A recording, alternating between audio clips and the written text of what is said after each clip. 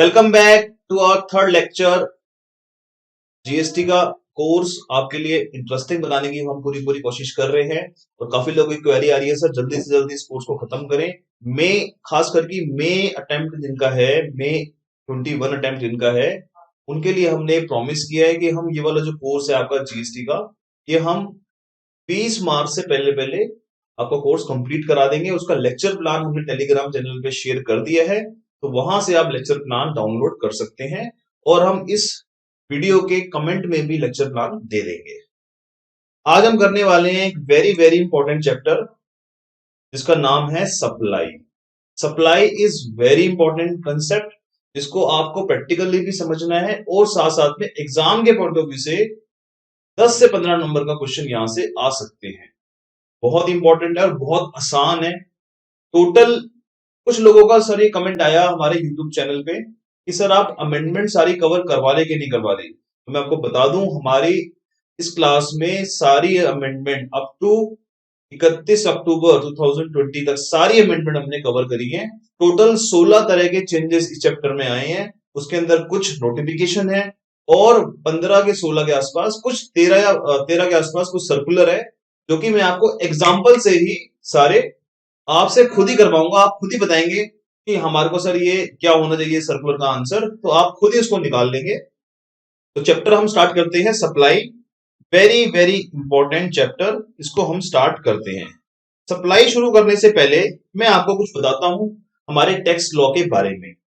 हमारे tax law में 3 pillar होते हैं। किसी भी टैक्स लॉ की बात कर रहा हूं मैं, जीएसटी लॉ की बात नहीं कर रहा। देयर आर 3 पिल्लर्स जो हमारे टैक्स लॉ के अंदर जरूरी होते हैं। पहले पिल्लर का नाम है लेवी।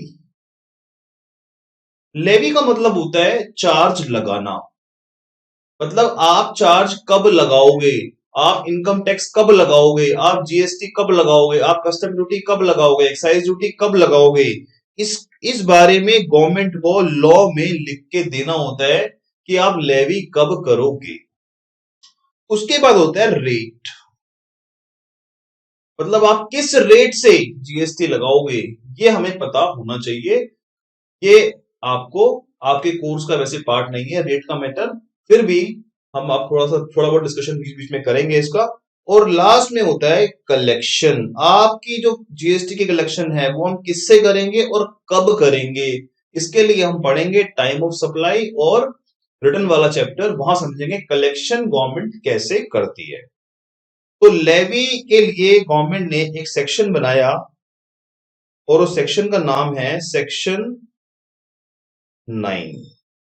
हर एक लॉ में, हर एक टैक्स लॉ में लेवी का सेक्शन बनाना जरूरी होता है। जीएसटी लॉ में लेवी का सेक्शन बनाया गया और उस लेवी के सेक्शन में कुछ बातें लिखी हैं। इन दोनों चैप्टर के मिला के एक चैप्टर इंस्टीट्यूट ने बनाया है, levy and collection. Chapter number 3 हम करेंगे लेवी एंड कलेक्शन का। चैप्टर नंबर 3 वहां पे हम डिटेल में डिस्कस करेंगे कि लेवी एंड कलेक्शन कैसे होती है। मैं आपको थोड़ा बर्ड आई व्यू दे रहा हूं आज सप्लाई का, क्योंकि हम कोई चैप्टर शुरू करते हैं और हमें ये नहीं पता हमें पहुंचना कहां पर है, तो हमें चैप्टर समझ नहीं आता कि सर हमें कहां कहां कैसे कैसे चलना है। वो मैं आपको एक बर्ड आई व्यू दे रहा हूं कि सप्लाई चैप्टर में हम क्या करने वाले हैं। तो सेक्शन 9 में एक बात लिखी हुई है कि हमारा जो जीएसटी लगेगा वो लगेगा ऑन सप्लाई। सप्लाई दो तरह की होती है, इंट्रा और इंट्रा। सेक्शन 9 ने बोला कि जीएसटी लगेगा सप्लाई वर्ड पर। तो सप्लाई वर्ड को कहां डिफाइन किया, सर हमारे डेफिनेशन में डिफाइन किया होगा। वैसे तो नॉर्मली सारे टैक्स लॉ की डेफिनेशन सेक्शन 2 में दी जाती है, ये पता होगा आपको। सेक्शन 2 हमारा जो होता है किसी भी लॉ का, वो डेफिनेशंस का होता है। बट जीएसटी लॉ की खास बात क्या है, जीएसटी लॉ की खास बात है कि उन्होंने सप्लाई वर्ड की, सिर्फ सप्लाई वर्ड को डिफाइन सेक्शन 2 में नहीं किया, इन्होंने सप्लाई को डिफाइन किया section 7 of CGST and SGST and UTGST act. Section 7 बहुत वाइड सेक्शन है, बहुत बड़ा सेक्शन है। कुछ लोग तो ये बोलते हैं सर अगर आप पूरी जिंदगी निकाल दो तो जीएसटी के सप्लाई चैप्टर को बहुत मुश्किल से आप समझ पाओगे, पर ऐसा कुछ नहीं है। हम इस सप्लाई चैप्टर का जो क्रक्स है, जो कहानी है, जो पूरी स्टोरी है, वो सारी हमने क्रिएट करी है आपके लिए, और आपको बहुत आसानी से आफ्टर 3 क्लासेस आपको लगेगा सप्लाई चैप्टर इज द सबसे आसान चैप्टर आपको ये लगने वाला है। तो सेक्शन 7 की आज हम बात करेंगे। सेक्शन 7 कहां से आया, इसकी जो स्टार्टिंग है वो कहां से हुई। सेक्शन 9 ने बोला कि जीएसटी लगेगा सप्लाई वर्ड पर, और सप्लाई की डेफिनेशन सेक्शन 7 में दी हुई है, उसको हम आज स्टडी करने वाले हैं। लेवी की बात मैं और कभी करूंगा डिटेल में लेवी वाले चैप्टर में। आज हमारा जो सारा फोकस है वो रहेगा supply under GST, lecture number 3। ये जो क्लास के नोट्स मैं लिखता हूं आप लोगों के लिए, वैसे तो आप अपनी नोटिंग खुद करें पोज करके इस वीडियो को, या फिर अगर आपको लग रहा है कि थोड़ा फास्ट चल रहे हैं या स्लो चल रहे हैं तो अपनी स्पीड को, यूट्यूब में स्पीड कम ज्यादा करने का ऑप्शन आता है, वहां भी आप अपने अकॉर्डिंग स्पीड चेंज कर सकते हैं। तो लेक्चर नंबर 3 से स्टार्ट करते हैं, पेज नंबर 1। सबसे पहले अगर हम एक बार हम थोड़ा सा बर्ड आई व्यू ले लेते हैं। बर्ड्स आई व्यू, सर ये बर्ड्स आई व्यू क्या होता है? मतलब जैसे चिड़िया होती है या कोई पक्षी होता है, वो दूर से ही हिसाब लगा लेता है कि मुझे कैसे कैसे जंगल पार करना है और कैसे कैसे मुड़ना है, मेरा दाना कहाँ रखा हुआ है, मुझे कैसे उसको कलेक्ट करना है। इसी तरीके से जो आपका मेन मेन एरिया है, ओवरऑल जो व्यू है वो मैं आपको अभी 5 मिनट में दिखा देता हूं। सप्लाई चैप्टर का ओवरव्यू मैं आपको दे रहा हूं। ओवरव्यू क्या है सर सप्लाई चैप्टर का? सप्लाई चैप्टर में सेक्शन 7 दिया हुआ है, जिसकी हम बात कर रहे हैं। ये सबसे बड़ा सेक्शन है जीएसटी लॉ का, और इस सेक्शन में हमने गवर्नमेंट ने कुछ शेड्यूल का सहारा लिया है। बेसिकली 3 शेड्यूल्स का सहारा लिया है। वो शेड्यूल का सहारा क्यों लिया है? क्योंकि गवर्नमेंट को लगता था कि अगर हमने सारी बात ऐसे लिख दी सेक्शन के अंदर तो खिचड़ी बन जाएगी लॉ की। तो हमने थोड़ा सा प्रेजेंटेबल करने के लिए 3 शेड्यूल का सहारा लिया, और जीएसटी लॉ में सिर्फ 3 ही शेड्यूल है जो हमारे को इस सेक्शन में पढ़ने हैं। सेक्शन 7 को गवर्नमेंट ने 3 पार्ट में डिवाइड किया है। Section 7 sub section 1, section 7 sub section 2 and section 7 sub section 3। In 3 part में ये पूरा सेक्शन बना हुआ है। सर तो बड़ा आसान लग रहा है हमें, आसान नहीं है, थोड़ा टेक्निकल है, समझते हैं। सेक्शन 7 का पर्पस क्या रहेगा? अगर कोई चीज सप्लाई है, अगर कोई आइटम सप्लाई है, तो वो हम सेक्शन 7(1) में पढ़ेंगे। क्या बोला मैंने? सप्लाई है। मैंने जानबूझ के हिंदी लिखा है, आप भी हिंदी का प्रयोग करें बीच बीच में ताकि रिवाइज करने में आसानी रहे। सप्लाई है तो वो आप क्या पढ़ेंगे? हम सेक्शन 7(1) में पढ़ेंगे। अगर कोई आइटम सप्लाई नहीं है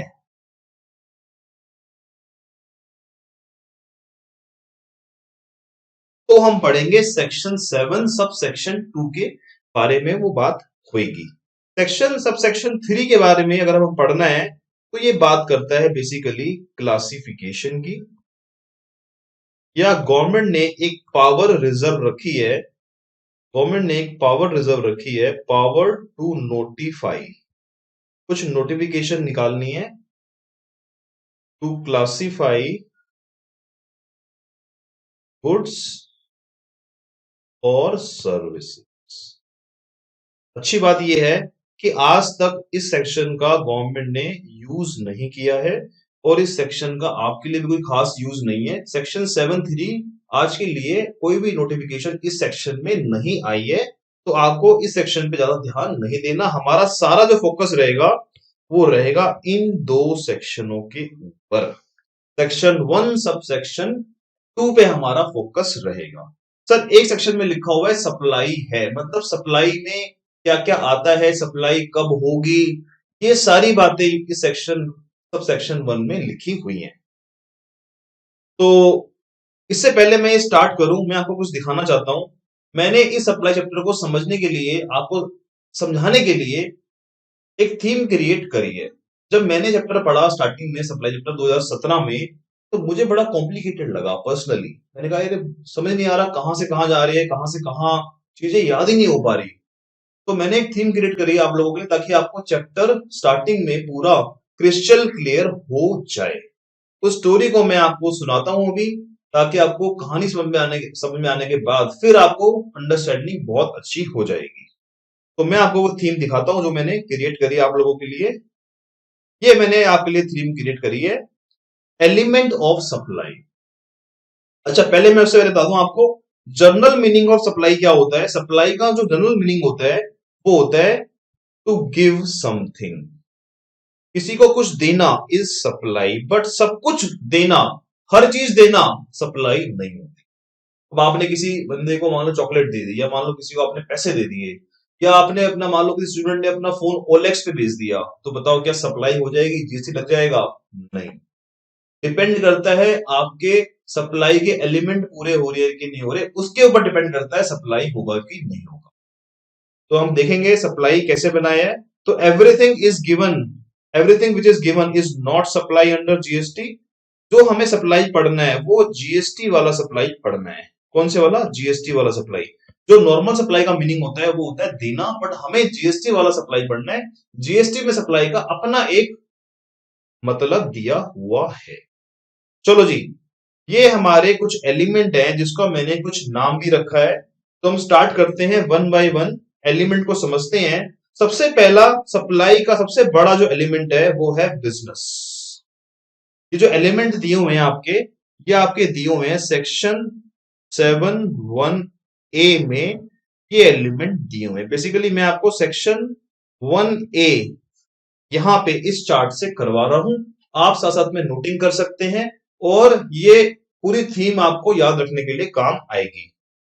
सबसे बड़ी बात है बिजनेस। इसका जो मैंने नाम रखा है वो मैंने रखा है पापा। सप्लाई का जो पापा है, सप्लाई के जो पापा है वो क्या है? बिजनेस है। बताओ, GST is a business tax. ये बात मोदी जी ने बोली थी जब जब जीएसटी लॉ आया, तो उन्होंने बोला था GST is not a tax, it is a business reform. क्या है ये? बिजनेस रिफॉर्म है। तो जीएसटी इज बिजनेस टैक्स।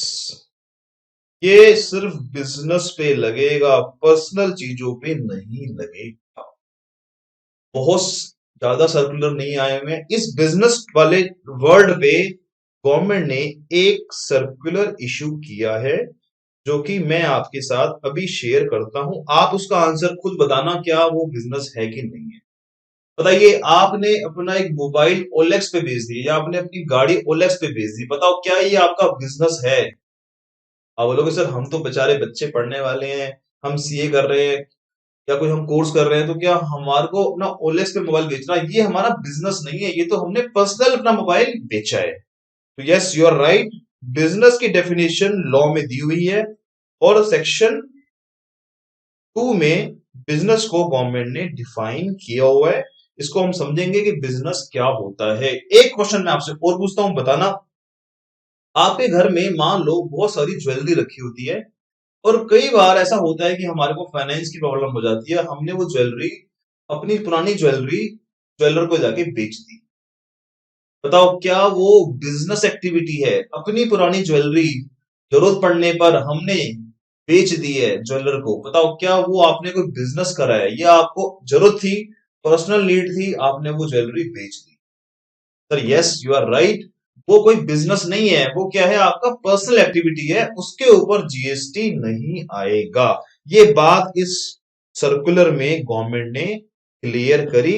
जो गवर्नमेंट ने सर्कुलर इशू करा, तो ये चैप्टर का स्टार्टिंग में आपको बता रहा हूं कि मैंने चैप्टर को बड़ा ब्यूटीफुली ड्राफ्ट किया है और बहुत मेहनत से ड्राफ्ट किया है।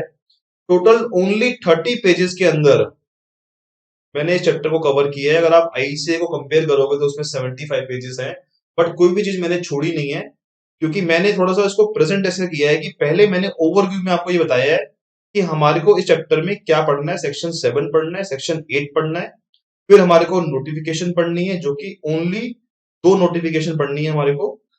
दो इसलिए बोल रहा हूँ कि आईटीआर, आईजीएसटी की और सीटीआर की 4 नोटिफिकेशन आई है, बट हमें पढ़नी है सिर्फ सीटीआर वाली, जो कि दोनों सेम है। तो टोटल 2 नोटिफिकेशन पढ़नी है, और हमारे पास 13 तरह के सर्कुलर आए हुए हैं जो हमारे एग्जाम में रेलेवेंट हैं, जो मैंने आपको स्टार्टिंग में ही जो प्रॉमिस किया था, मैंने आपको डेट वाइज मैंने आपको प्रेजेंट कर दिए। फ्यूचर में जब नवंबर अटेम्प्ट वाले ये वीडियो देख रहे होंगे तो वो अपने सर्कुलर यहाँ पे ऐड कर लेंगे, जो कि 31 अक्टूबर के बाद इशू हुए हैं। तो ये सारी अमेंडमेंट मैंने आपको इस चैप्टर में कवर करके दी है। अभी चैप्टर की जो जो भी ये नोटिफिकेशन आती है, ये किस लिए आती है? लॉ को चेंज करने के लिए बेसिकली ये नोटिफिकेशन आई है। और जो सर्कुलर आती है वो किस लिए आती है? To clarify. बताओ, क्या सर्कुलर कोई नया लॉ बना रहे होते हैं? सर्कुलर कोई नया लॉ नहीं बना रहे होते, वो पुराने लॉ को या एग्जिस्टिंग लॉ को थोड़ा सा क्लैरिफाई कर रहे होते हैं। सर ये वाला काम तो बड़ा मुश्किल है, इतने सारे सर्कुलर याद करने हैं, मतलब 13 सर्कुलर में ये याद करने पड़ेंगे। मैं आपको प्रॉमिस कर रहा हूं कि आपको एक भी सर्कुलर याद नहीं करना पड़ेगा। सारे सर्कुलर मैं एग्जांपल से ही आपके क्लास में निकाल दूंगा। जैसे मैंने आपको भी एग्जांपल दिया कि एक बंदे ने अपना पुरानी ज्वेलरी बेची, तो ये बात गवर्नमेंट ने सर्कुलर में लिखी हुई है और यहां लिखी हुई है कि अगर आपने कोई पुरानी ज्वेलरी बेची है तो हम उसके ऊपर जीएसटी नहीं लगाएंगे। क्या बोला मैंने? जीएसटी नहीं लगाएंगे। Sale of old jewellery by an individual to a jeweller will not constitute supply. ये सप्लाई क्यों नहीं है? क्योंकि it is not in furtherance of business. क्या बोला मैंने? It is not in furtherance of business. ये कोई बिजनेस नहीं है। मैंने यहां पे जानबूझ के यहां लिखा है आपका कि ये बिजनेस से रिलेटेड क्लैरिफिकेशन है, ताकि आप बिजनेस वाले चार्ट में इस क्लैरिफिकेशन को ऐड कर लें। साथ ही साथ मैं आपकी सारी नोटिफिकेशन सर्कुलर कवर करा दूंगा सिर्फ एग्जांपल के साथ। अच्छा सर, हमें ये नोटिफिकेशन नंबर ये सारे याद करने पड़ेंगे हमारे एग्जाम के लिए? बिल्कुल भी याद आपको नहीं करने। दिमाग में प्रेशर नहीं डालना बिल्कुल भी कि हम सर्कुलर भी याद कर ले, नोटिफिकेशन भी याद कर ले, इनकम टैक्स के भी, जीएसटी के भी। अगर एग्जाम में क्वेश्चन आएगा तो आप क्या लिख के आएंगे? अगर ये मान लो क्वेश्चन एग्जाम में आ गया तो आप लिखेंगे एज पर लेटेस्ट सर्कुलर, या फिर एज पर सर्कुलर और oblique clarification issued by the government, oblique GST department, as पर लेटेस्ट सर्कुलर। अब आप ये बोलोगे as per latest circular number मुझे याद नहीं है ना, मुझे याद करने की जरूरत है। मैंने बोल दी एज पर latest circular issued by the government और जीएसटी डिपार्टमेंट। ये आप बोल दोगे sale of old gold is not a business activity, is not a business activity and it is not supply, it is not supply। तो मैंने इस circular का question का आपको आंसर करना सिखा दिया। लोग डरते हैं कि सर क्वेश्चन कैसे अटेम्प्ट करना है, क्वेश्चन कैसे लिखना है। अरे सिंप्लीफाई लैंग्वेज में जैसे आपको लॉ आता है वैसे आपको हिंदी इंग्लिश में लिखना है। कुछ लोगों का मेरे पास आया मैसेज सुबह सुबह सर कि हमने क्लासेस कहीं से ली हुई हैं बट हमारे को क्वेश्चन को लिखना नहीं आता, हमारे को क्वेश्चन को एक्सप्रेस करना नहीं आता। एक बहुत बड़ा गैप है हमारे स्टूडेंट के माइंड में। वो क्या है कि लोगों को नॉलेज तो बहुत अच्छी है जीएसटी की, नॉलेज होना और उसको एक्सप्रेस करने में थोड़ा सा गैप रहता है हमारा स्टूडेंट्स का। अगर आप एक्सप्रेस नहीं करेंगे तो आपको अच्छे मार्क्स नहीं मिलेंगे। तो एक्सप्रेस करना भी अब क्लास में आपको सिखाएंगे कि कैसे आपको अपनी सिंप्लीफाई लैंग्वेज में आपको रटन नहीं लगाना कि मैं लिखूं in the course of business और पूरा लिखूं फर्दरेंस ऑफ बिजनेस। आपने सिंपल सिंपल लिखा it is not a business activity and it is not supply. आपको पूरे नंबर मिलेंगे। ये क्वेश्चन अगर 1 नंबर का आएगा तो आपको पूरा 1 नंबर, या 2 नंबर का आएगा 2 नंबर पूरे आपको इंस्टीट्यूट देगा। तो मेरा आपको समझाने का पर्पस ये रहेगा साथ साथ में कि आपको किस तरह से क्वेश्चन को पढ़ना है और किस तरह से उसका आंसर करना है। बिजनेस वर्ड पे ओनली एक ही सर्कुलर हमारे गवर्नमेंट ने इशू करा है, बाकी हम बिजनेस वर्ड को डिटेल में समझते हैं कि सर ये बिजनेस वर्ड क्या होता है, और इसको हम समझते हैं पीपीटी से कि सर ये बिजनेस क्या होता है। बिजनेस क्या है सर? बिजनेस होता है बिजी रहना, और बिजी रहना किस कारणों से? स्पेशल कारणों से, जो कि जीएसटी लॉ के सेक्शन 2 सब सेक्शन 17 में डिफाइन है। सर क्या ये सब सेक्शन याद करना है? बिल्कुल याद नहीं करना। आपको जो सेक्शन आपको याद करने हैं मैं आपको लिख के बताऊंगा कि ये सेक्शन आपको लर्न करना है। तो बिजनेस को डिफाइन किया है, और बिजनेस की जो डेफिनेशन है वो गवर्नमेंट ने इंक्लूसिव दी है। उसकी शुरुआत ऐसे करी, बिजनेस बिजनेस इंक्लूड्स। बिजनेस क्या होता है हम आपको ये नहीं बता रहे, हमें भी नहीं पता बिजनेस क्या होता है, बट हम ये बता रहे हैं कि बिजनेस में ये आइटम शामिल हैं। वो क्या आइटम शामिल है उसको हम पढ़ते हैं। Business include following. बिजनेस में ये 5-6 आइटम शामिल हैं जिसको हम अब स्टडी कर रहे हैं। आप अपनी बुक से इसको टैली कर लेना, मैंने थोड़ा आपको प्रेजेंटेबल करने के लिए इसको बनाया है। पहला है एनी ट्रेड। एनी ट्रेड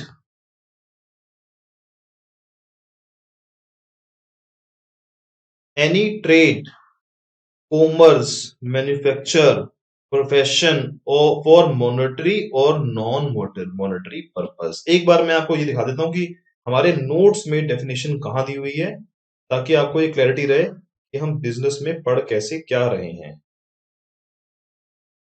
तो हमारे नोट्स में सारी डेफिनेशन को मैंने जानबूझ के रखा हुआ है टेबल फॉर्म में, ताकि आपको टेबल फॉर्म में रिवाइज करने में दिक्कत ना आए। यहां से पढ़ लेते हैं हम। बिजनेस क्या होता है? Any form, any trade, commerce, manufacture, profession, vocation, adventurous or any similar activity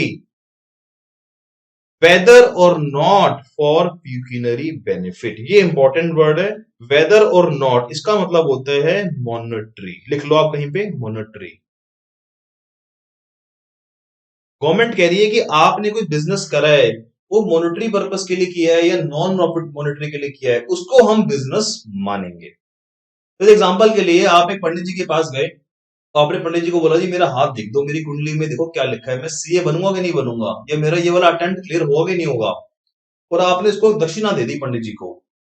आप बोलोगे सर ये तो पंडित जी का काम कोई प्रॉफिट कमाना नहीं है, वो तो बेचारा वहां मंदिर में बैठा हुआ है, तो बताओ इसके को हम बिजनेस मानेंगे कि नहीं मानेंगे? Yes, it is a business. Government ने बोला जी प्रॉफिट आप कमा रहे हो या नहीं कमा रहे हो, उसको हमारे से, हमें उस चीज से मतलब नहीं है।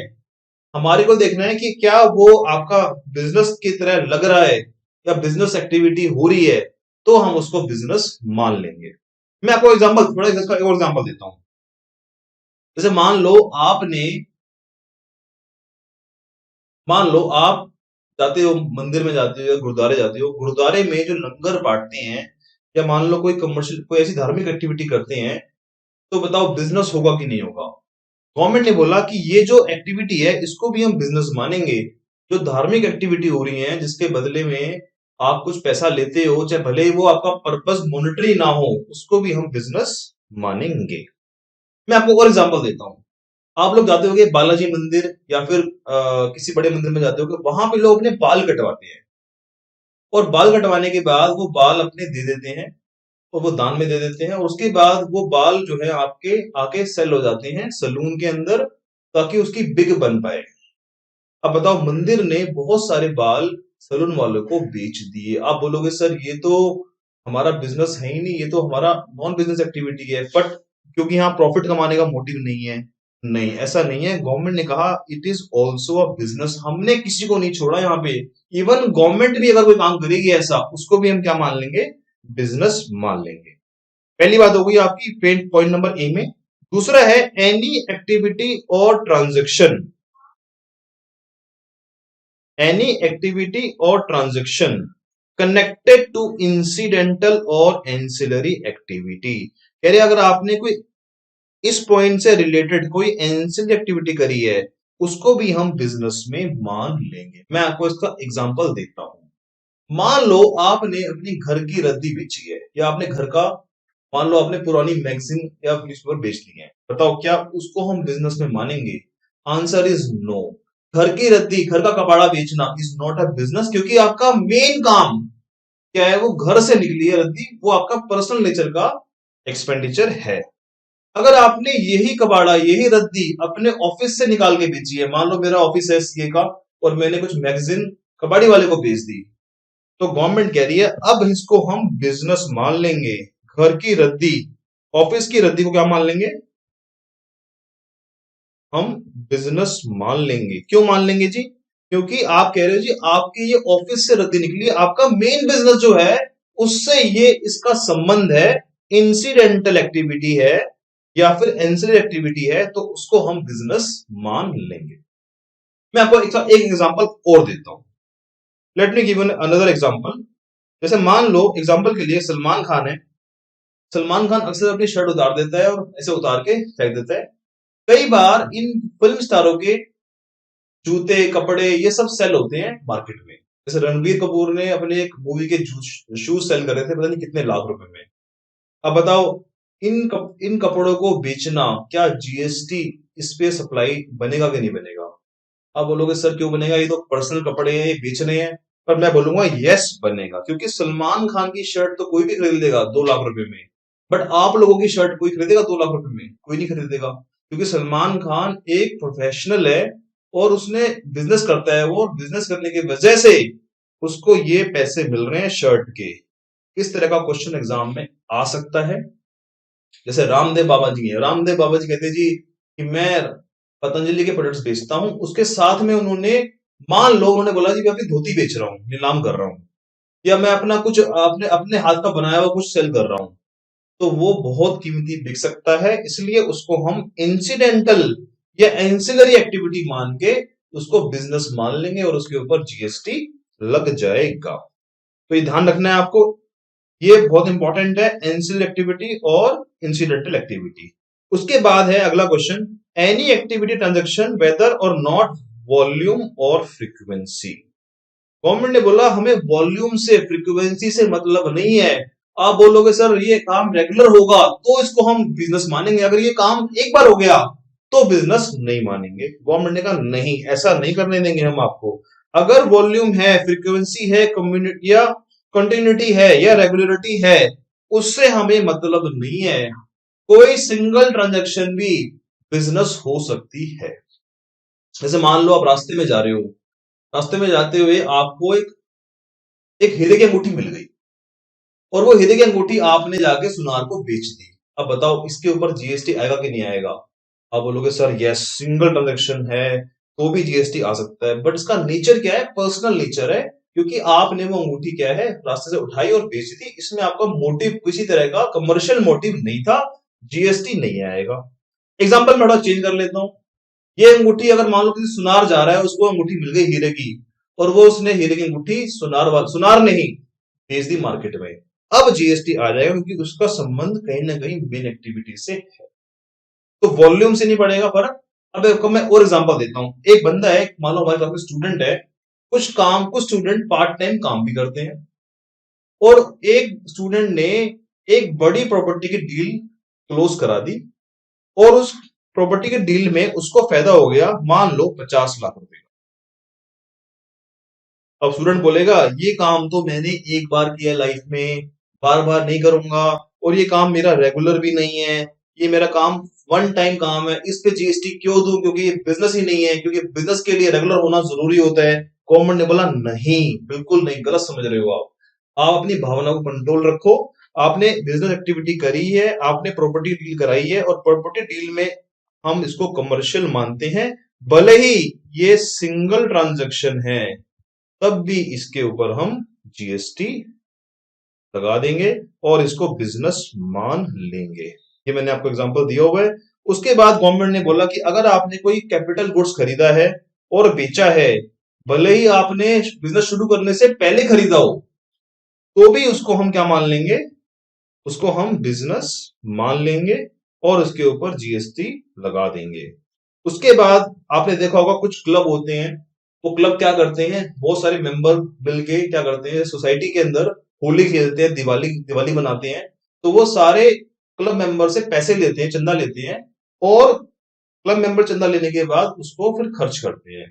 तो गवर्नमेंट ने बोला कि इस तरह की फैसिलिटी मेंबर्स को देना और मेंबर्स के लिए पार्टी अरेंज करना और मेंबर्स के लिए सब्सक्रिप्शन लेना, इसको भी हम बिजनेस मानेंगे। ये आपका कोई पर्सनल काम नहीं है, ये भी आपका बिजनेस का ही काम होगा।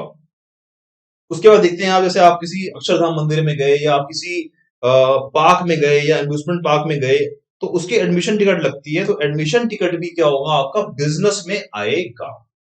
तो ये गवर्नमेंट ने एग्जांपल दिए हैं। एक एग्जांपल इसका और है, जैसे मान लो service supplied by a person as a holder in office. ये क्या होता है, जैसे मान लो एग्जांपल के लिए मैं आईसीए में फैकल्टी हूँ, पढ़ाता हूँ, मुझे कहीं से कॉल आई कि सर एक काम करो, आप ना हमारे ब्रांड एम्बेसडर बन जाओ, या आप हमारे हमारे यहाँ पे फैकल्टी की क्वेरी लिया करो, बच्चों की क्वेरी लिया करो। किसी इंस्टीट्यूट ने बोला मुझे, तो मैंने वहां पे एक ऑफिस होल्ड कर लिया, क्योंकि मैं पढ़ाता हूँ ऑलरेडी और उसकी वजह से मुझे कहीं ऑफर आया है, तो उसको भी हम बिजनेस बोलेंगे। एग्जाम्पल मैं थोड़ा चेंज करता हूँ, मान लो यहाँ पे स्टूडेंट है बहुत सारे, किसी को जीएसटी की बहुत अच्छी नॉलेज हो गई और उसको आईसीआई ने इनवाइट किया कि आओ बेटा, आप यहाँ पे जाके लेक्चर दो आईसीआई का। तो आपके लिए वो बिजनेस नहीं होगा, क्योंकि आपका मेन एक्टिविटी जीएसटी पढ़ाना नहीं है, आप कमर्शियल एक्टिविटी नहीं कर रहे हो। मेरे लिए वो बिजनेस हो जाएगा, क्योंकि मैं ऑलरेडी जीएसटी पढ़ाता हूं, वहां से कमर्शियल गेन मुझे होता है, मेरे लिए वो कमर्शियल एक्टिविटी है।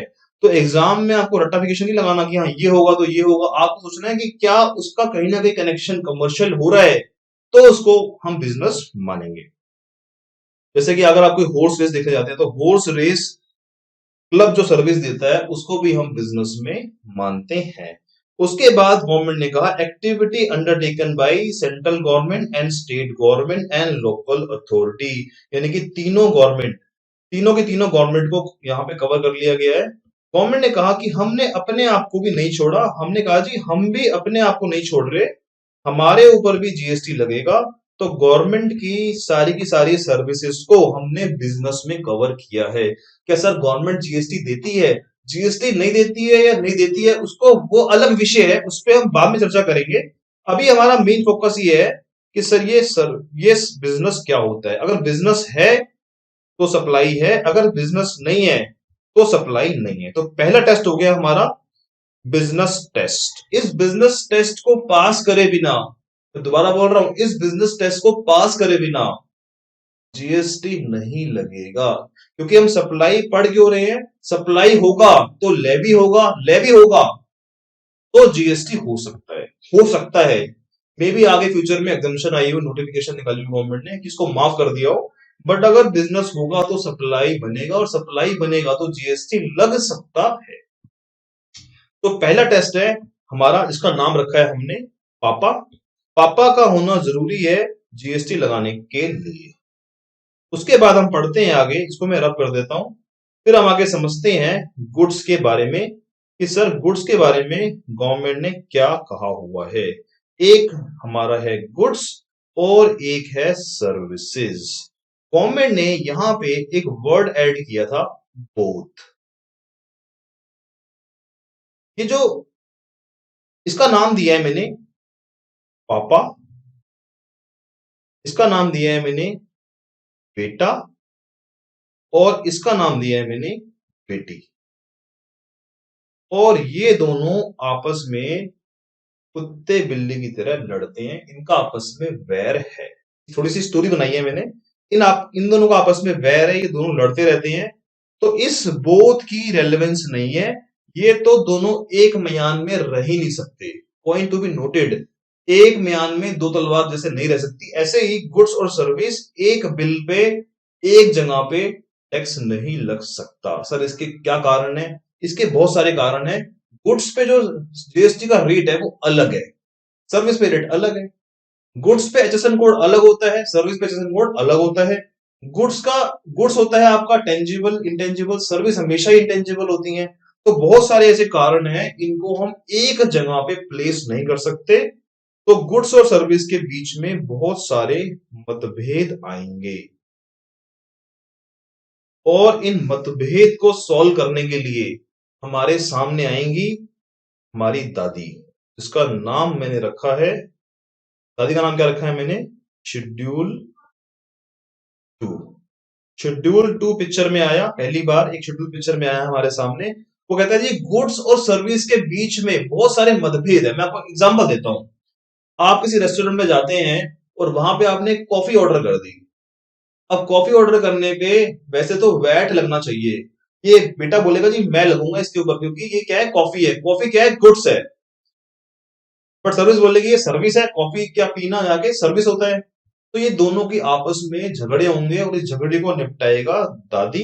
क्या दादी सारे मैटर को सॉल्व कर देगी, चाहे कोई भी हिंदुस्तान का मैटर हो। दादी की अपनी एक लिमिटेशन है, शेड्यूल 2 की अपनी लिमिटेशन है। इसने कुछ स्पेशल केस कवर करे हैं, कुछ स्पेशल केस जहां पे पेंडिंग कोर्ट केस चल रहे थे और जहां पे पुराने लॉ में बड़े इश्यूज थे, उसको इसने कवर किया शेड्यूल 2 ने। कि मैं बता रही हूं लिख के कि आपको जहां पे गुड सर्विस के बीच में मतभेद होगा कि गुड्स लगाएं या सर्विस लगाएं, गुड्स लगाएं या माने सर्विस माने, उस केस में हम शेड्यूल 2 को रेफर करेंगे। इस शेड्यूल 2 में हमारे पास शेड्यूल 2 में हमारे पास एक सर्कुलर गवर्नमेंट ने इश्यू करा है, उसके बारे में मैं चर्चा करूंगा।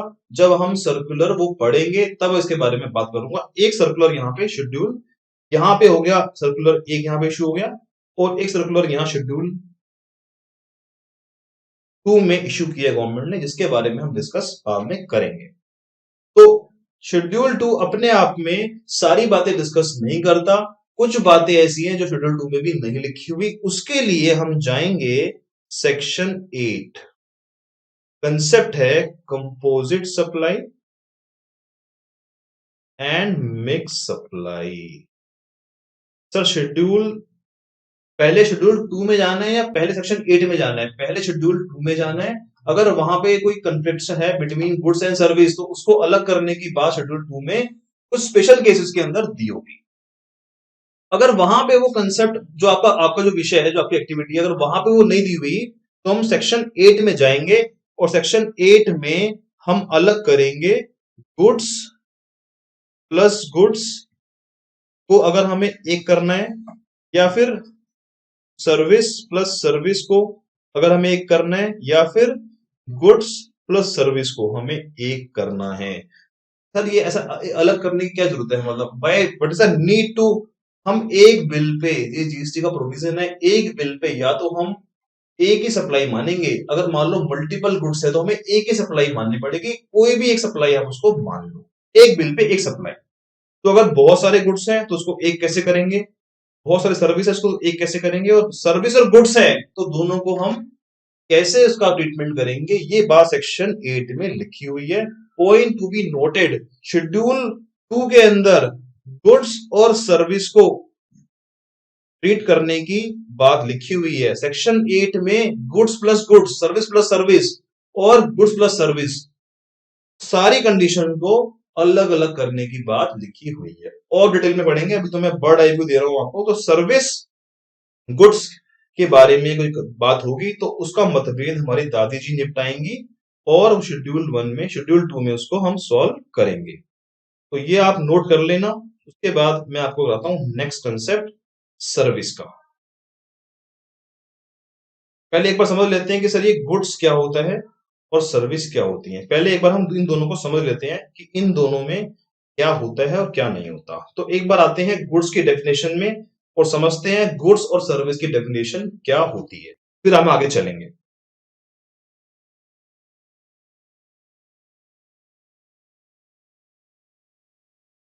तो स्टार्ट करते हैं अपना डेफिनेशन ऑफ गुड्स। गुड्स के बारे में गवर्नमेंट ने क्या लिखा हुआ है इसको हम स्टडी करते हैं। ये हमारी डेफिनेशन है गुड्स की। पढ़ते हैं एक बार, समझते हैं क्या लिखा हुआ है गुड्स के बारे में।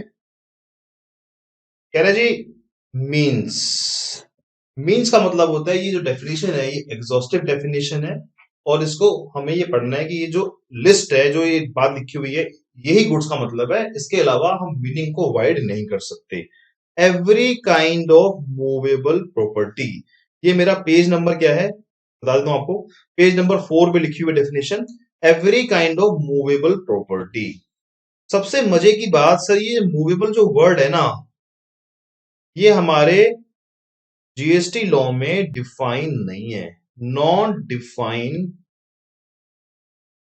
In GST law.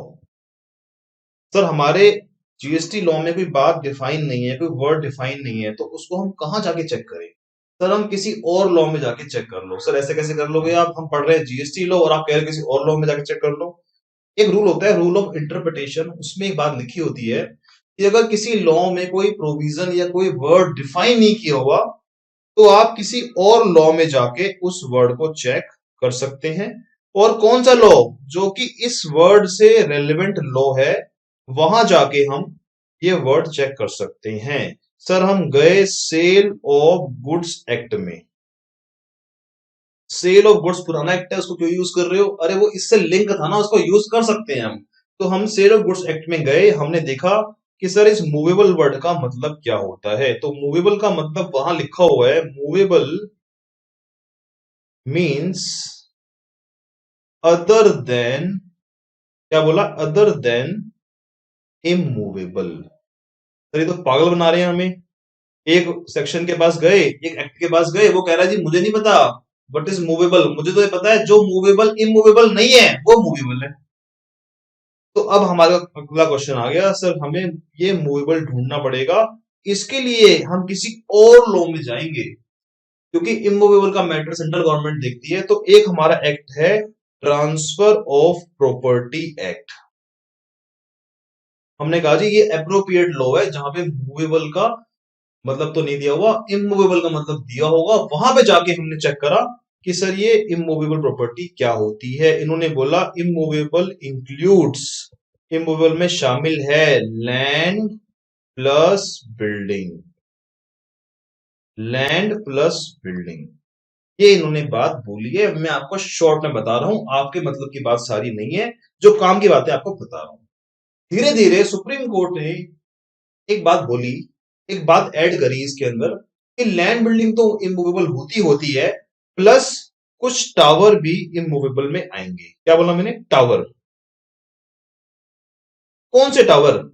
सर वो टावर जो बड़े बड़े टावर होते हैं, जो कि हमारे अर्थ से अटैच होते हैं, उसको अर्थ से अलग करना मतलब उसका अस्तित्व खत्म हो जाएगा। एग्जांपल देता हूं मैं आपको, आपने मूवी देखी होगी अक्षय कुमार की, और ओ 2.0 ओ 2.2 मूवी के अंदर अक्षय कुमार एक टावर से लटका होता है, उसकी डेथ हो जाती है। तो वो जो टावर था बहुत बड़ा टावर था। आप उस टावर को आप अगर जमीन से अलग कर दो, तो उसका नेचर टावर नहीं रहेगा, वो एक स्क्रैप में या मलबे में कन्वर्ट हो जाएगा। तो गवर्नमेंट ने, सुप्रीम कोर्ट ने एक टेस्ट दिया। वो टेस्ट क्या दिया कि अगर कोई आइटम लैंड से अलग कर दो, लैंड से उसको अलग कर दो और उसका अस्तित्व खत्म हो जाए, तो उसको हम बोलेंगे इमूवेबल। फॉर एग्जाम्पल अगर आप बिल्डिंग को अगर आप तोड़ दो, अर्थ से अलग कर दो, तो बिल्डिंग नहीं रहेगी, वो क्या बनती है? अर्थ, वो क्या है? मलबा बन जाती है। तो इसी तरह आपको देखना है कि अगर कोई चीज को हम अर्थ से अलग कर दे और उसका अस्तित्व खत्म हो जाए, तो उसको हम क्या बोलेंगे? इमूवेबल बोलेंगे। फॉर एग्जाम्पल डिश टीवी है, अब आप बोलोगे डिश टीवी तो टावर है, टावर लगा हुआ है, तो वो तो हमारा इमूवेबल होगा। बट डिश टीवी को तो आप कभी भी कहीं से उठा के कहीं भी लेके जा सकते हो, तो दैट इज कॉल्ड मूवेबल। तो मूवेबल का मतलब होता है, अगर मैं बोलूं नेट शेल में, अदर देन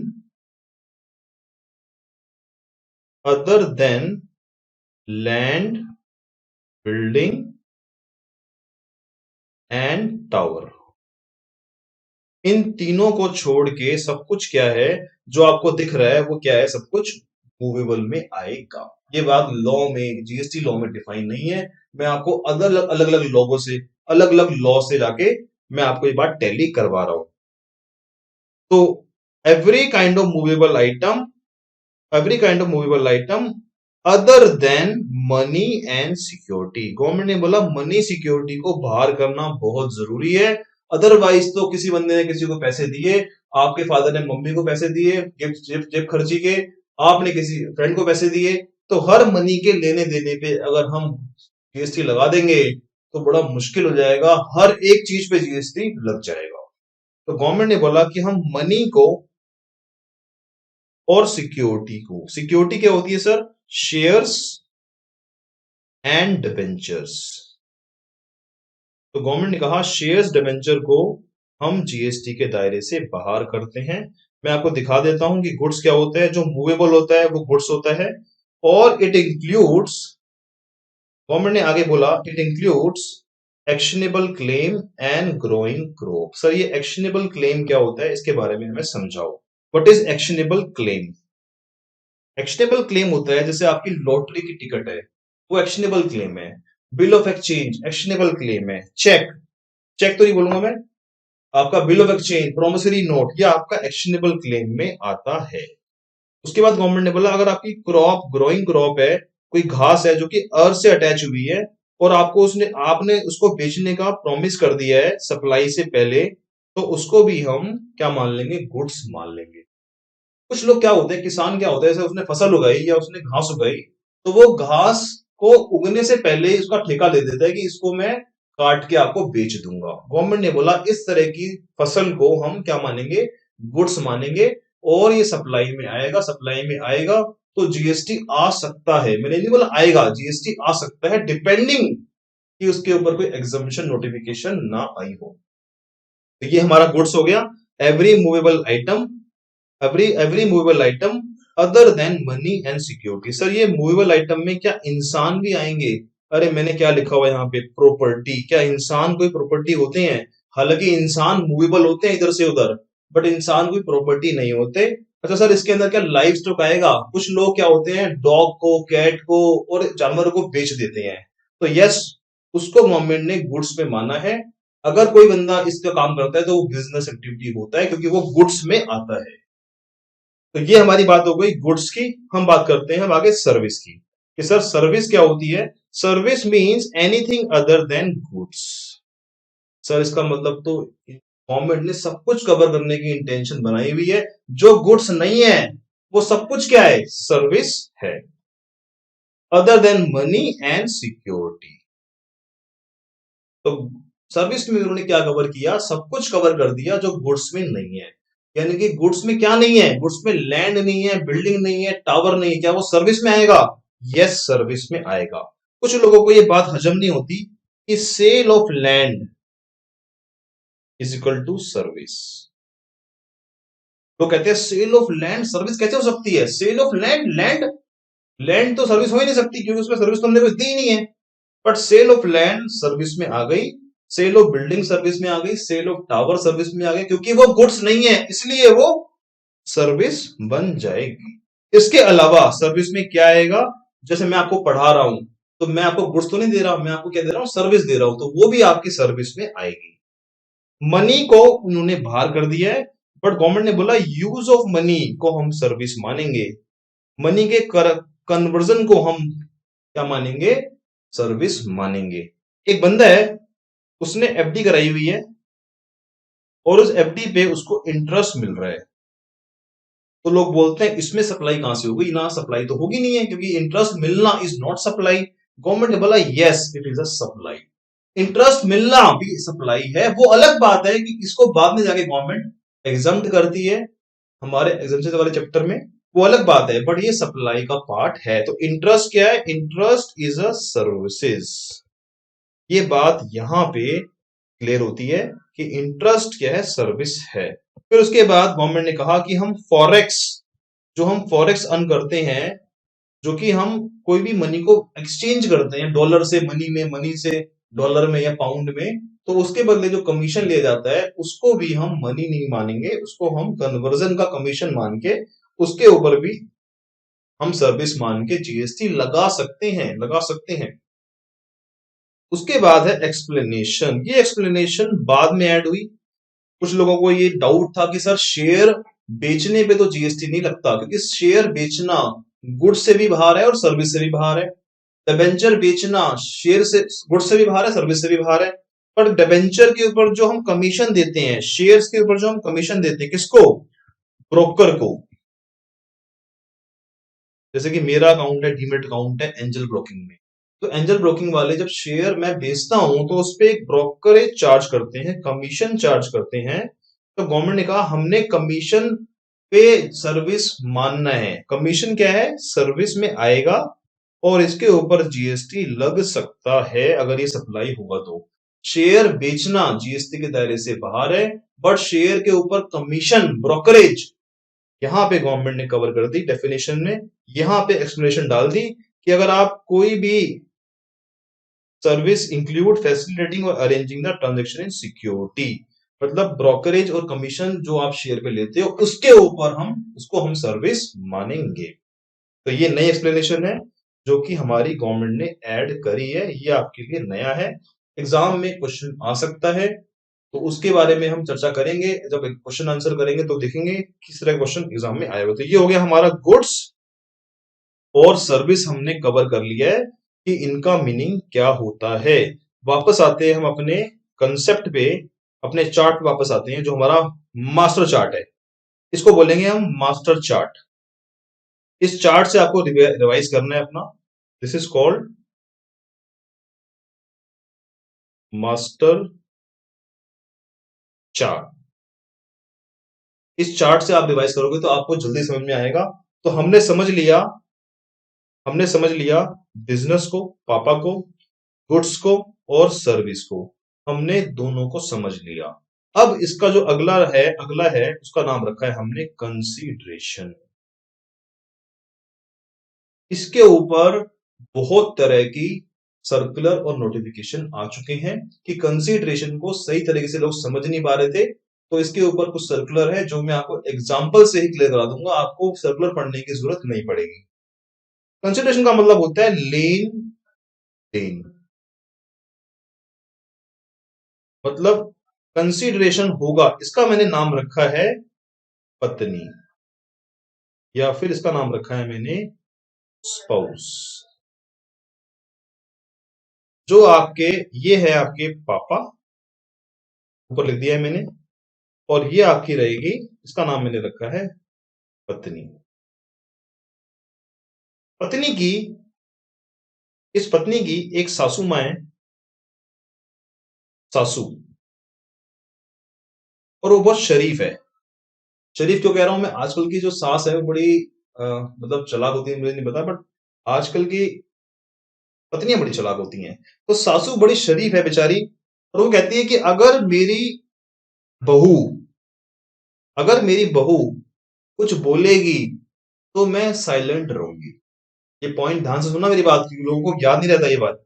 अगर कंसीडरेशन होगा तो मैं साइलेंट रहूंगी, मैं पिक्चर में नहीं आऊंगी। मैं पिक्चर में तभी आऊंगी जब मेरी बहू साइलेंट होगी, या मेरी बहू घर में नहीं होगी, या पिक्चर में नहीं होगी। इसका मतलब सासू का नाम रखा हमने शेड्यूल 1। शेड्यूल 1 बात करता है कि अगर आपकी ट्रांजैक्शन में सप्लाई बनाने के लिए अगर आपकी ट्रांजैक्शन में कंसीडरेशन नहीं भी है तो भी उसको हम सप्लाई मान लेंगे। बड़ी शरीफ सासू माँ है ये इनका घर तोड़ने नहीं देंगी। कहते हैं जी जब तक ये कंसीडरेशन है मैं पिक्चर में नहीं आऊंगी। जब मैंने जीएसटी लॉ स्टार्टिंग में पढ़ा था, फ्रेंकली स्पीकिंग, तो ये कंसेप्ट समझने में मुझे बहुत टाइम लग गया कि सर ये शेड्यूल 1 और कंसीडरेशन का आपस में क्या कनेक्शन है। कई बार तो हम बिना कंसीडरेशन के भी या कंसीडरेशन के साथ में भी हम शेड्यूल 1 में पहुंच जाते हैं। तो आपको ध्यान रखना है कि इन दोनों का तालमेल अच्छा है। अगर वाइफ या कंसीडरेशन होगा आपके क्वेश्चन में, आपको शेड्यूल 1 में नहीं जाना, शेड्यूल 1 में बिल्कुल भी नहीं जाना। उसके बाद है लास्ट में पर्सन। पर्सन का हमने नाम वही रखा है मिस्टर एक्स, जो कि मेन बंदा है। मिस्टर एक्स जो कि घर का मेन सदस्य है, जिनके ये फैमिली मेंबर हैं, पापा, बेटा, बेटी, पत्नी और सासू।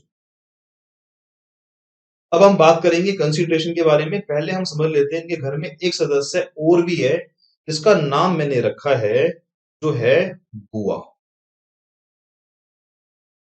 बुआ को मैंने नाम दिया है, क्या नाम दिया है मैंने? Import of services. और सेक्शन का मैंने यूज करना है, सेक्शन है मेरा सेक्शन 7(1)(b). 7(1)(b). 7 सर हमें क्या सब सेक्शन भी याद करने हैं, क्लोज भी याद करने हैं? याद नहीं करने। अगर आपको सेक्शन 1 याद कर लो, सप्लाई है। सेक्शन 2 याद कर लो, सप्लाई नहीं है। सेक्शन 3 याद कर लो, क्लासिफिकेशन, तो आपके लिए काफी है। अब क्लास एग्जाम में जाके कई बार हमें याद नहीं आता कि सब सेक्शन 1 था या 2 था। तो एग्जाम में अगर आप सेक्शन 7 लिख के भी आ जाओगे, या ये लिख के आ जाओगे एज पर शेड्यूल 1, या ये लिख के आ जाओगे सेक्शन शेड्यूल 2, या ये लिख के आ जाओगे शेड्यूल 3, तो आपका काम चल जाएगा। अगर आपको याद नहीं आता, पर आपको एडवाइस करूंगा कि अगर आप सेक्शन के साथ ओनली सब सेक्शन याद कर लो, क्लोज याद करने की जरूरत नहीं है। क्लोज ए में आता है, बी में आता है, सी में आता है। सिर्फ आप याद कर लो सेक्शन 1 के अंदर क्या आता है, अपना सप्लाई है। तो यहां पे हमने कवर कर लिया, इसके 5 एलिमेंट पढ़ लिए हमने। कितने एलिमेंट थे इसके? 5 एलिमेंट हमने पढ़ लिए। पहला है आपका बिजनेस, दूसरा है गुड्स, और उसके बाद सर्विसेज, कंसीडरेशन और बाय ए पर्सन। और ये हमारा हो गया एक एलिमेंट जो कहती है बुआ। बुआ क्या कहती है जी? मैं अपने अपने भाई से यानी कि इस पापा से नहीं डरती। पापा की बात पूरी फैमिली सुनती है। पूरी फैमिली जहां जहां पे यूज होगा हर जगह बिजनेस का होना जरूरी है। हर ट्रांजैक्शन में बिजनेस टेस्ट करना जरूरी है। बिना बिजनेस के सप्लाई नहीं बनेगा। तो बुआ कहते हैं जी मैं इसकी सुनने वाली नहीं हूँ, ये मेरा भाई है और मेरे को मतलब नहीं है बिजनेस हो या ना हो, मैं तो सप्लाई बनाऊंगी। तो इंपॉर्टेंट बात है यहां पे समझने वाली कि import of service is only case where business test is not required. क्या बोला मैंने?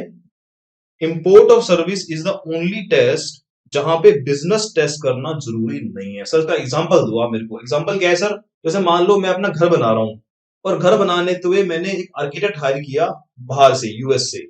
तो आर्किटेक्ट की सर्विस मैंने यूएस से ली है, और वो यूएस से जो ली है वो क्या बोलेंगे, इंपोर्ट ऑफ सर्विस। अगर मैंने वो घर बनाया है अपने पर्सनल यूज के लिए भी, बिजनेस यूज नहीं है, तो भी गवर्नमेंट ने बोला उसको हम क्या मान लेंगे, सप्लाई मान लेंगे। मतलब क्या है कि सर बुआ ही ऐसी एक बंदी है, ये बुआ एक ऐसी व्यक्ति है जो कि अपने इस पापा से नहीं डरती, और वो बिजनेस के बिना भी सप्लाई बना देती। तो बहुत इंपॉर्टेंट नॉलेज दे रहा हूं आपको मैं। बिजनेस टेस्ट पास करना सबके लिए जरूरी है, एक्सेप्ट बाद में आके आप फंस जाओगे। आप बोलोगे सर शेड्यूल 1 में बिजनेस टेस्ट लगेगा नहीं लगेगा? लगेगा। शेड्यूल 2 में लगेगा नहीं लगेगा? लगेगा। शेड्यूल 3 की मैंने बात अभी नहीं करी है। तो हर टेस्ट के अंदर बिजनेस टेस्ट सबसे बड़ा आपको पास करना है। अब हम बात कर लेते हैं थोड़ी सी कंसीडरेशन की। सर ये कंसीडरेशन क्या होता है? कंसीडरेशन जो होता है आपका, वो आपका होता है लेन देन, या इसको मैं कहता हूं हिंदी में बदले में। अगर आपने बदले में कुछ लिया है, तो ही आपके ऊपर जीएसटी की लायबिलिटी आती है। ये बात कंसीडरेशन में लिखी हुई है। मैं आपको एग्जांपल से समझाता हूं। एक बंदा हरिद्वार गया और हरिद्वार में वो गंगा जी में नहा रहा था। नहाते नहाते उसको लगा कि थोड़ा सा पानी का बहाव तेज हो गया और वो डूबने लग गया। तो वहां पे एक आसपास में तैराकी बैठे होते हैं जो कि जो डूबते बच्चों बंदों को बचाते हैं। उस बंदे ने जाके सेठ जी को बचा दिया, और सेठ जी ने इनाम में उस बंदे को बोला कि यार आपने मेरी जान बचाई है, मैं आपको 50,000 रुपए देता हूँ। आपने मेरी जान बचाई है तो मैं आपको 50,000 रुपए देता हूँ इनाम में। अब बताओ क्या ये सप्लाई के इस एलिमेंट में फॉल करेगा? आप पहलोगे, सबसे पहले बोलोगे जी बिजनेस टेस्ट, ये बिजनेस नहीं है बचाना, ये बिजनेस नहीं है बचाना। तो आंसर इज रॉन्ग। उन तैराकियों का तो काम ही होता है बंदा डूबे, बंदा मरे और उसको हम बचाएं और पैसे मिले। तो ये बात तो क्लियर है कि उनका वो बिजनेस है बचाने का, और वो जाके सेठ जी को बचा रहे हैं। बिजनेस टेस्ट पास हो गया, सप्लाई बन सकता है। आगे देखते हैं गुड्स और सर्विस। क्या उसने भी गुड्स दिया है? नहीं दिया। क्या दिया? सर्विस दी है। सर्विस क्या है? लाइफ बचाने की सर्विस उसने दी है सेठ जी को, तो उसके ऊपर जीएसटी आ सकता है। अगला पॉइंट है कंसीडरेशन। ये 50,000 रुपए मिले हैं उस सेठ जी से कैश में, बताओ जीएसटी लगेगा क्या? कंसीडरेशन है इसमें। यहां पे आके मामला खराब हो गया। It is not consideration, it is not consideration. क्यों सर, ऐसा क्यों? अच्छा बताओ, क्या सेठ जी ने जाते हुए बोला था उसको कि यार मैं डूब जाऊंगा ना, मुझे बचा लियो, ऐसा बोला था? ये तो उसने अपने आप ही काम कर दिया, अपने स्वेच्छा से सेठ जी को बचाया है। इसको बोलते हैं, यहां पे इन दोनों के बीच में काउंटर ऑब्लिगेशन नहीं था। क्या वर्ड है? इंपॉर्टेंट वर्ड है ये, एग्जाम में यूज कर सकते हो आप इसको। काउंटर ऑब्लिगेशन नहीं था। इतना प्यार भी जो है वो एक तरफा नहीं चलता, दोनों तरफ से होना चाहिए। यहां पे जो प्यार था वो एक तरफा प्यार था, मतलब दोनों के बीच में कोई एग्रीमेंट नहीं हुआ था कि ये काम होगा तो मुझे बचा लियो, मैं तेरे को 50,000 रुपए दे दूंगा। तो ये कंसिडरेशन नहीं कहलाएगा, क्योंकि इन दोनों के बीच में काउंटर ऑब्लिगेशन नहीं है। मैं आपको एग्जांपल एक और देता हूं। एक बार आप जा रहे हो रेड लाइट पे जा रहे हो, आप गाड़ी में बैठे हो आराम से, और एक भिखारी आया, उसने आपको एक गाना सुना दिया, और आपने उस भिखारी को 500 रुपए निकाल के दे दिए। बड़ा खुश हुआ वो, कह रहा जी बहुत बढ़िया, मजा आ गया। अब बताओ ये क्या कंसीडरेशन है कि नहीं है? शुरू से करते हैं, शुरू एक बार पहले करते हैं बिजनेस टेस्ट। आप बोलोगे सर भिखारी का बिजनेस थोड़ी ना है, ये तो बेचारा भीख मांग रहा है। आपको पता नहीं होगा, बहुत सारे हमारे देश में ऐसे भिखारी जिनके पास मर्सिडीज बीएमडब्ल्यू भी है। तो कुछ लोगों का तो बिजनेस होता है भीख मांगना। तो बिजनेस तो ये है, पहली बात। दूसरी बात, क्या ये गुड्स है सर, सर्विस है? यस सर्विस है। आप गाना सुना रहे हो, आप भीख मांग रहे हो, एंटरटेनमेंट कर रहे हो उनका, ये एक तरह की सर्विस है। उसके बाद आ गया सर कंसीडरेशन। क्या मैंने उसको बोला था गाना सुना मेरे को, मैं खड़ा हूं रेड लाइट पे, क्या वो सपने आ रहे हैं मुझे ये बंदा गाना सुनाएगा? मैंने अपनी श्रद्धा से उसको 500 रुपए निकाल के दे दिए। काउंटर ऑब्लिगेशन यहाँ पे नहीं है, और ये यहाँ पे सप्लाई नहीं बनेगी। कंसीडरेशन के लिए काउंटर ऑब्लिगेशन होना जरूरी। अगले दिन उस बंदे का बर्थडे था, और वो सेम रेड लाइट पे गया, और वहां जाके उसने वो बोला उसको, भिखारी को, कि इधर आया, एक काम कर, मेरा कल बर्थडे है, तेरा गाना बड़ा अच्छा गाना गाता है तू, कल मेरे बर्थडे पे ये गाना, सेम गाना गा दियो, मैं तेरे को इस गाने के 5,000 रुपए दूंगा। अब बताओ क्या ये सप्लाई बन गया? Yes, it is a supply. क्यों? बिजनेस, गुड्स और सर्विस, कंसीडरेशन। मैंने इसको खुद बुलाया, भाई जरा गाना गा मेरे लिए, तेरे को पैसे दूंगा। तो यहां पे काउंटर ऑब्लिगेशन हो गया, दोनों का तरफ से एग्रीमेंट हो गया, तो हम कंसीडरेशन इसको मान लें। इंपॉर्टेंट वर्ड है, कंसीडरेशन इसको मान लेंगे, और यहां पे हम सप्लाई बना देंगे। कंसीडरेशन पे यानी कि पत्नी पे, वाइफ पे, गवर्नमेंट ने बहुत सारी क्लैरिफिकेशन दी है अलग अलग, जहां पे लोगों को कंफ्यूजन थी कि इसको हम सप्लाई माने कि नहीं माने। एक बार हम देख लेते हैं कि इस वर्ड पे गवर्नमेंट ने क्या क्या क्लैरिफिकेशन हमारे को दी है। हमारा चैप्टर जो है उसके स्टार्टिंग में ही मैंने आपको बताया है, मैंने आपको हर चीज को यहाँ पे लिख के दिया है। मैं आपको एग्जांपल से वो चीज करा रहा हूं, आप रीडिंग खुद लगा लेंगे क्लास के बाद। मैं आपको समझा रहा हूं कि कहानी क्या है। कहानी क्या है? एक आर्टिस्ट है, ये पहली नोटिफिकेशन है जो बात करती है कंसीडरेशन के बारे में। मैं आपको समझा रहा हूं हुआ क्या था। एक आर्टिस्ट है, उस आर्टिस्ट ने अपनी पेंटिंग को जाके रख दिया आर्ट गैलरी में। अब आर्ट गैलरी में सिर्फ रखा है, बेचा नहीं है। और उसने बोल दिया गैलरी वाले को कि अगर शाम तक ये बिक जाती है आगे फर्दर, तो मुझे इसके पैसे दे देना। अब बताओ इस आर्टिस्ट ने क्या करा है? सिर्फ वो पेंटिंग आर्ट गैलरी में रखी है, बेची नहीं है। क्या रखी है? रखी है सिर्फ। बताओ इस बेचारे आर्टिस्ट को कुछ अभी तक कंसीडरेशन मिला है? आर्ट गैलरी में रखने का कुछ पैसा मिला है? नहीं मिला। बताओ क्या ये सप्लाई बनेगा?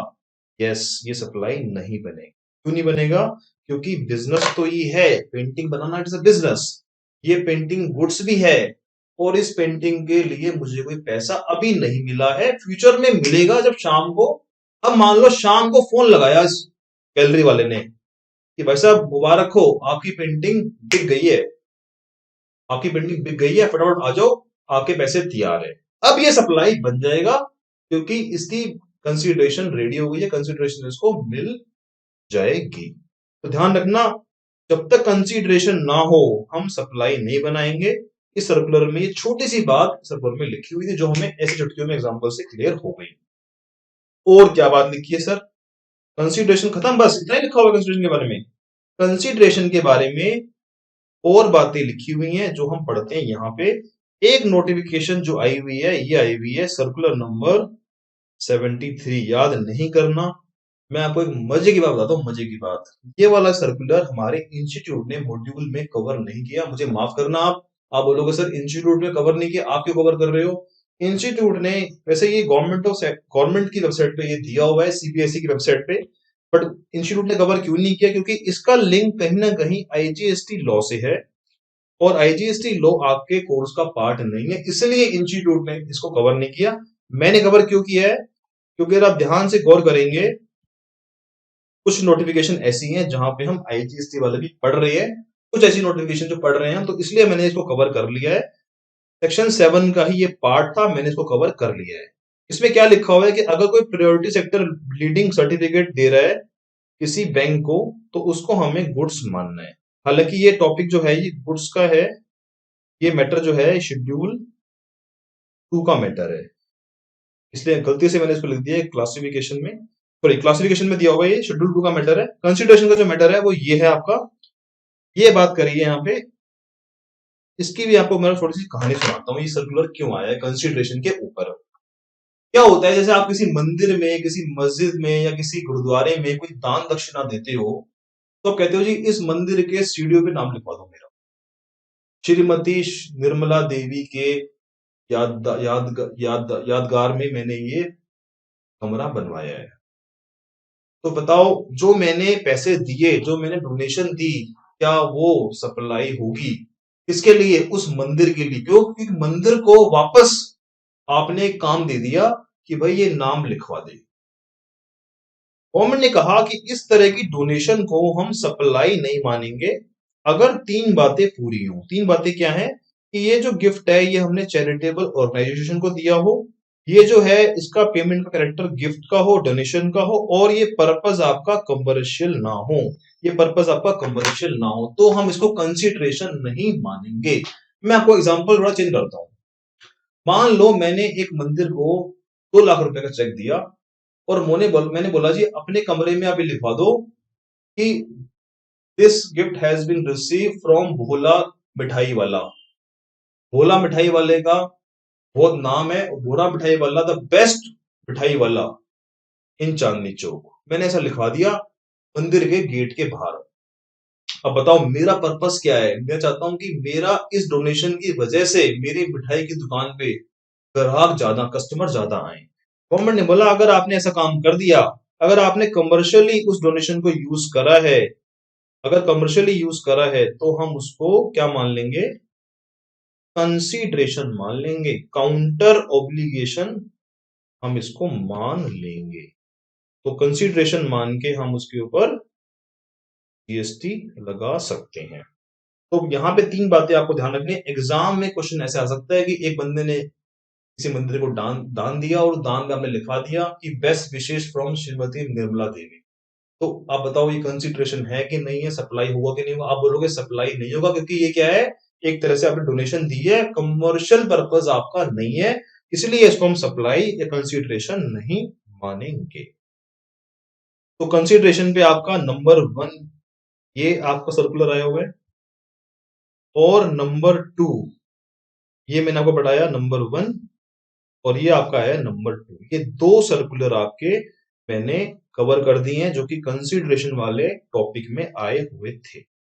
तो कंसिडरेशन का मतलब सिंपल सिंपल क्या होता है, मैं आपको रीडिंग भी करवाऊंगा अभी कि कंसिडरेशन के बारे में और लॉ में क्या लिखा हुआ है। तो एक बार देख लेते हैं कंसिडरेशन के बारे में लॉ में क्या लिखा हुआ है, डेफिनेशन कैसे दी हुई है, ये हम एक बार देख लेते हैं।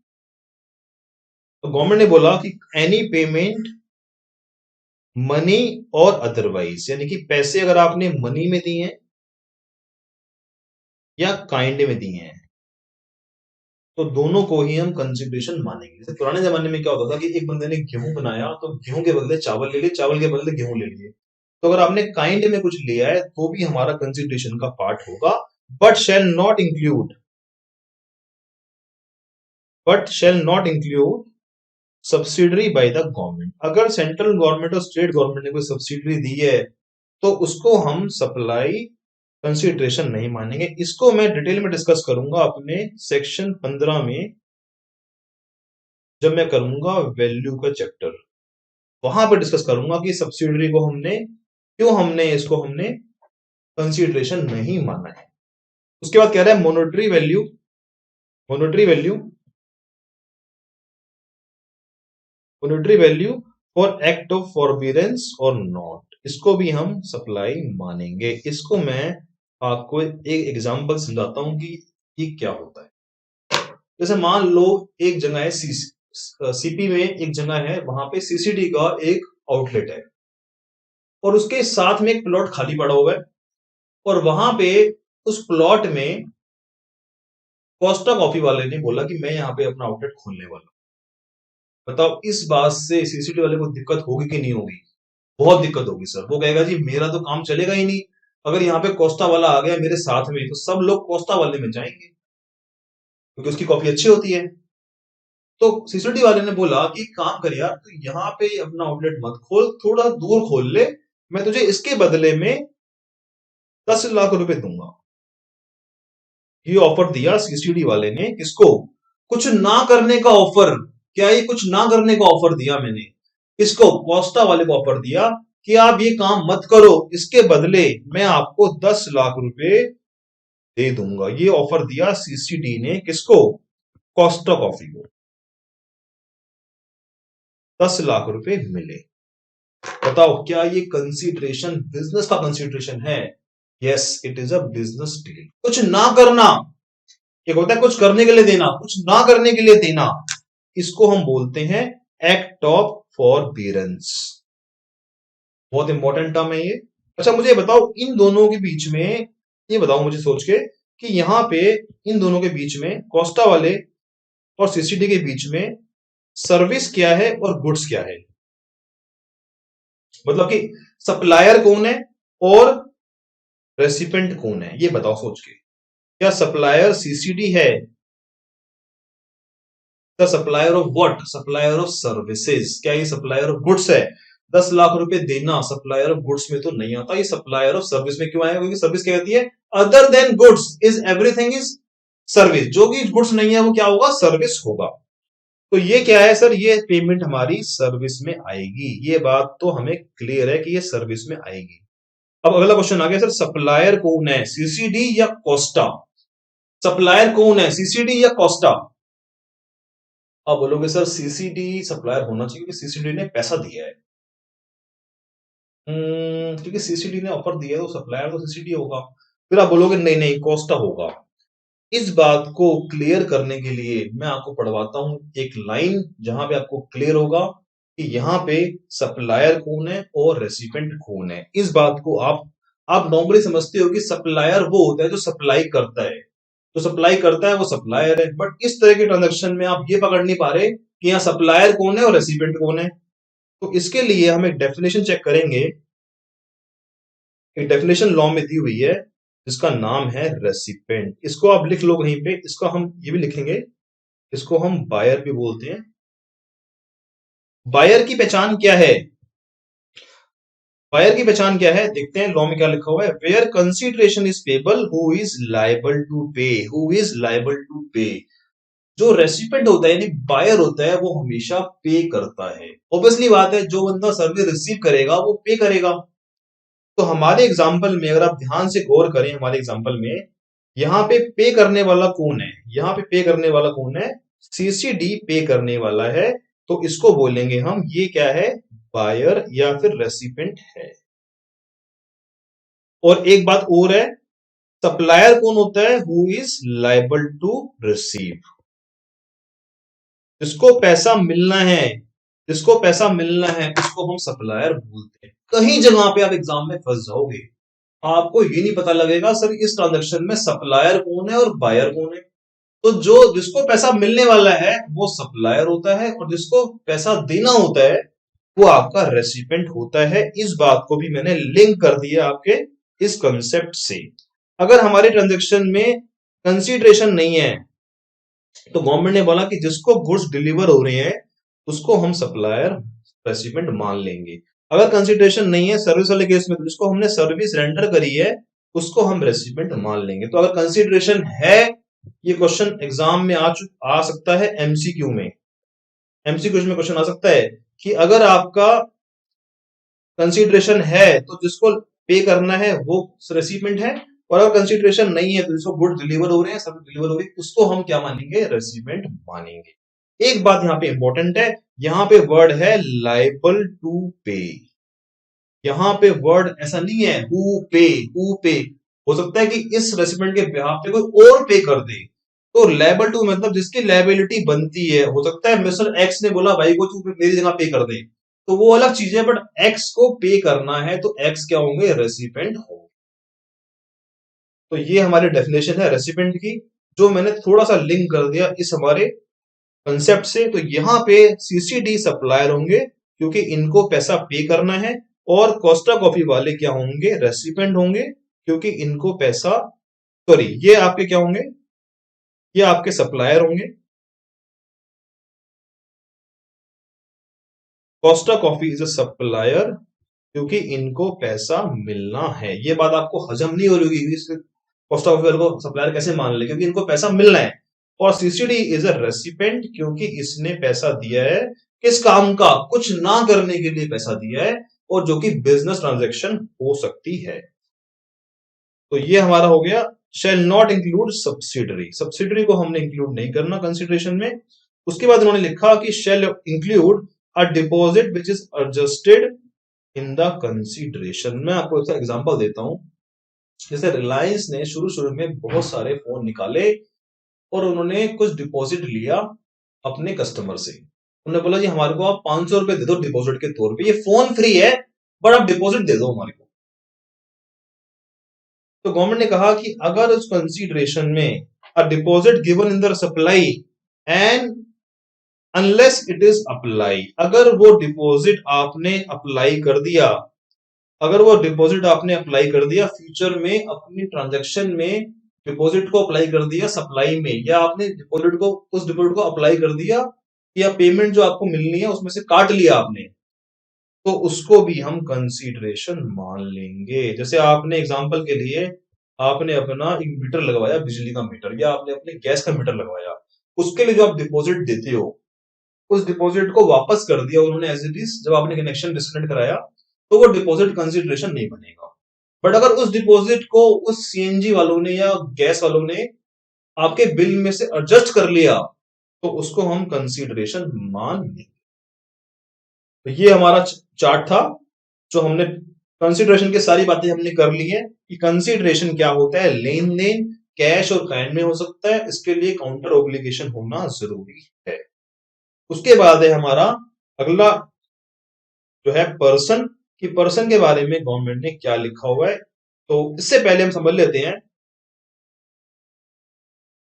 कि कंसीडरेशन के और सासू के बीच में अगर कोई बात आएगी तो हम क्या जाएंगे? शेड्यूल 1 में जाएंगे। शेड्यूल 1 में बात लिखी हुई है कि शेड्यूल 1 क्या कहता है कि अगर कोई ट्रांजैक्शन में कंसीडरेशन ना भी हो, कंसीडरेशन ना भी हो तो भी हम उसको सप्लाई मान लेंगे। तो ये डेफिनेशन है मनी की। मनी क्या होता है sir? Currency, cheque, bill of exchange, promissory note, जो कि रिकॉग्नाइज किया है आरबीआई ने। बताओ Paytm is money or not? Paytm is not money. Google Pay, PhonePe, PayPal, ये मनी में नहीं आती। जो मनी आरबीआई ने रिकॉग्नाइज करा है उसी को हम मनी बोलेंगे। सिक्योरिटी में आपका शेयर डिवेंचर आएगा, और सर्विस आपने कवर कर ली, कंसिडरेशन आपने पढ़ लिया है। अब हम बात करते हैं पर्सन की। तो ये पर्सन क्या होते हैं और जीएसटी लॉ में पर्सन डिफाइन कैसे किए गए? 3 तरह के पर्सन हमारे लॉ में है। पहला है नेचुरल पर्सन, जिसका दिल होता है, उसको हम बोलते हैं नेचुरल पर्सन। मतलब जिसका खून होता है, ब्लड होता है। इसका मतलब है कि ये कौन है? ये आपके वो पर्सन है जो कि इंडिविजुअल है। तो इंडिविजुअल को बोलेंगे हम नेचुरल पर्सन। उसके बाद होते हैं आर्टिफिशियल पर्सन, मतलब कंपनी, फर्म, बीओवाई, एओवाई, गवर्नमेंट और अदर्स। और एक होते हैं डिस्टिंक्ट पर्सन, इसको मैं डिस्कस करूंगा सेक्शन 25 में, जो हम करेंगे अपना चैप्टर रजिस्ट्रेशन, वहां पे मैं इसको डिस्कस करूंगा। कि सर ये डिस्टिंक्ट पर्सन क्या होते हैं। तो हमारे लॉ में 3 तरह के पर्सन हैं, नेचुरल पर्सन जिसका जी इंडिविजुअल, और बाकी आर्टिफिशियल पर्सन। क्या यहाँ पे गवर्नमेंट भी आता है? यस, गवर्नमेंट भी आता है। गवर्नमेंट ने भी अपने आप को यहाँ पे कवर किया है। तो गवर्नमेंट भी यहाँ पे आता है और गवर्नमेंट ने अपने आप को यहाँ कवर किया है। तो वापस आते हैं इस चार्ट पे अपने। हमारे इस चार्ट का बहुत बड़ा रोल है, इसको हम मास्टर चार्ट बोल रहे हैं। It is very very important, इस चार्ट को हमें ध्यान से समझना है। अब इन फैमिली में सारी बातें पूरी हो गई हैं, ऑलमोस्ट सारे लोगों को मैंने कवर कर दिया इस फैमिली में।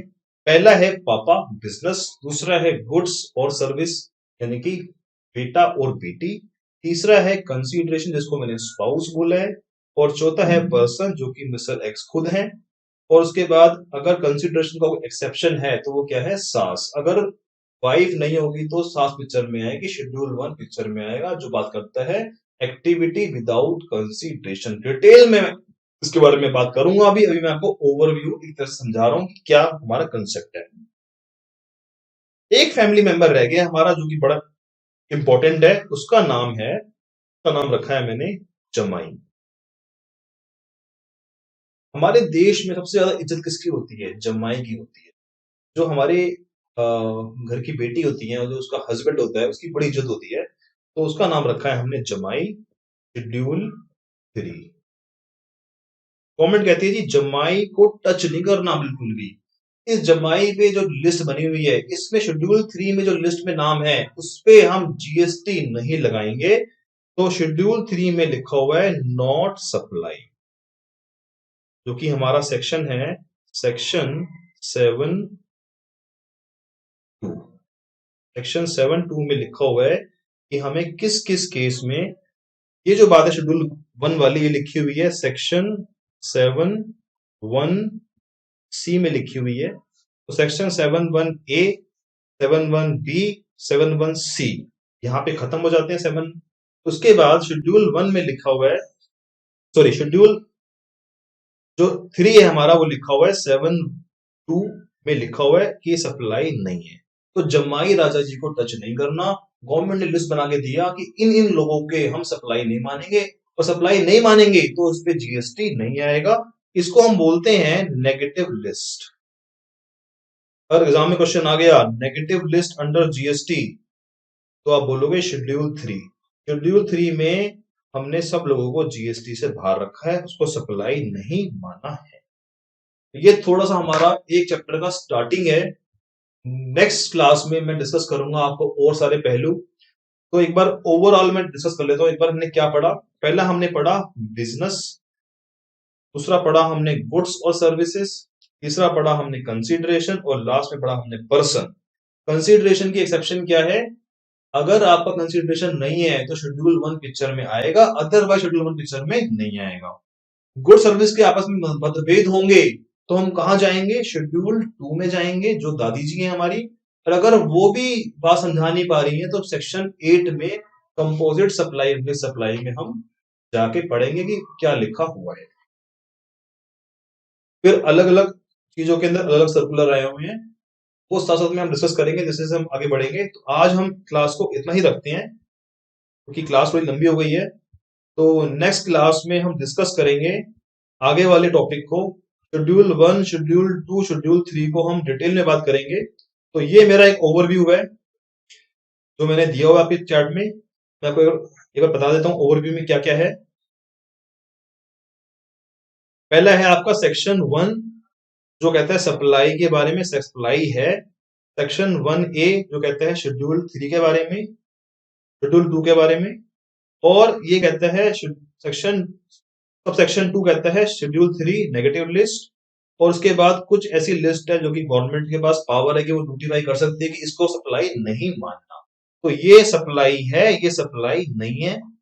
1 के अंदर हमने पढ़ा good supply of goods services consideration business, ये पढ़ा हमने बाय ए पर्सन।